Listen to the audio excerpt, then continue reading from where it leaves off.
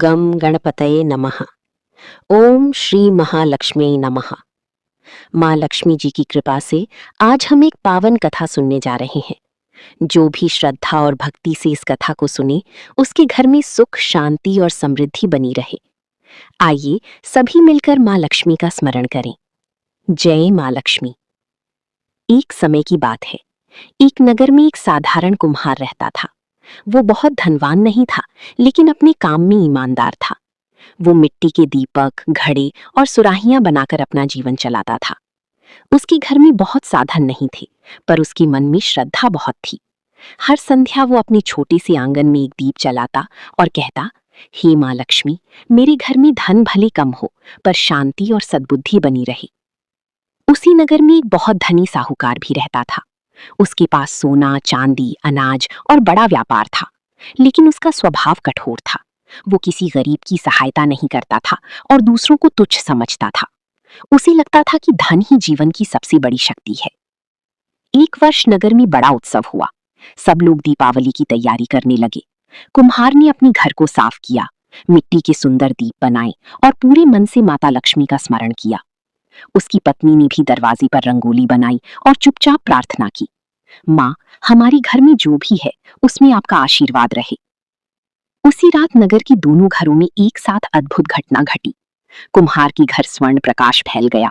एक दिव्य स्त्री प्रकट हुई, जिनके हाथों में कमल था और मुखमंडल पर करुणा और तेज था। वे स्वयं माता लक्ष्मी थी। उन्होंने कुम्हार से कहा, तू धन से गरीब है, पर मन से धनी है। तूने अपने घर को पवित्र रखा, अभिमान नहीं किया और जो थोड़ा मिला उसमें संतोष रखा। मैं तेरे घर में सदा अन्न, आनंद और शांति के रूप में निवास करूंगी। फिर माता लक्ष्मी उसी नगर की साहूकार के घर पहुंची। वहां भी प्रकाश फैला, पर वातावरण भारी था। साहूकार ने माता को देखकर तुरंत अपनी धन, कोठी और खजाने का गर्व करने लगा। उसने कहा, माता, मैं तो बहुत बड़ा धनवान हूँ, मेरे सामने सब छोटा है। माता लक्ष्मी मुस्कुराई और बोली, जहां अहंकार है वहां मैं अधिक देर नहीं रुकती। जहां दया नहीं वहां मेरा वास नहीं टिकता। ये कहकर वे अदृश्य हो गईं। अगले ही दिनों में साहूकार के व्यापार में घाटा होने लगा। उसे समझ आया कि धन होती हुई भी उसका घर सूना क्यों है। वो कुम्हार के पास गया और बोला, तुम गरीब होकर भी सुखी कैसी हो? कुम्हार ने विनम्रता से कहा, मैं हर चीज को ईश्वर का दिया मानता हूँ। मैं किसी को दुख नहीं देता और जो मिलता है उसी में संतोष रखता हूँ। मैं अपने हाथों से जो बनाता हूँ उसे भी सेवा की तरह करता हूँ। साहूकार को अपनी गलती समझ में आ गई। उसने गरीबों की मदद करनी शुरू की, अतिथियों का आदर किया और अपने घर को शुद्ध रखा।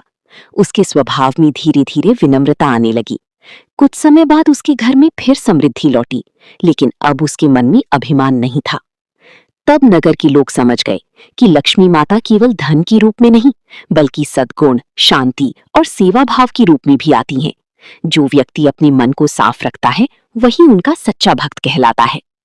इस कथा से यही शिक्षा मिलती है कि लक्ष्मी माता को पाने के लिए केवल धन की इच्छा नहीं, बल्कि शुद्ध मन, नम्रता, दया और संतोष चाहिए। जो व्यक्ति अपने जीवन में ईमानदारी और सेवा रखता है, उसके घर में माता अवश्य वास करती हैं। हे माता लक्ष्मी, हमारी मन से लोभ और अहंकार दूर करो। हमारे घर में पवित्रता, सेवा, प्रेम और संतोष का वास हो। हमें ऐसा आचरण दो कि आपके आशीर्वाद के योग्य बन सके। हे माँ लक्ष्मी, हमारी जीवन से दुख, दरिद्रता और अशांति दूर करो। हमारे घर में प्रेम, पवित्रता, संतोष और समृद्धि का वास हो। माँ लक्ष्मी जी की कथा सुनने के लिए धन्यवाद। वीडियो अच्छा लगा हो तो लाइक, शेयर, सब्सक्राइब और कमेंट जरूर करें। जय माँ लक्ष्मी। ओम श्री महालक्ष्मी नमः।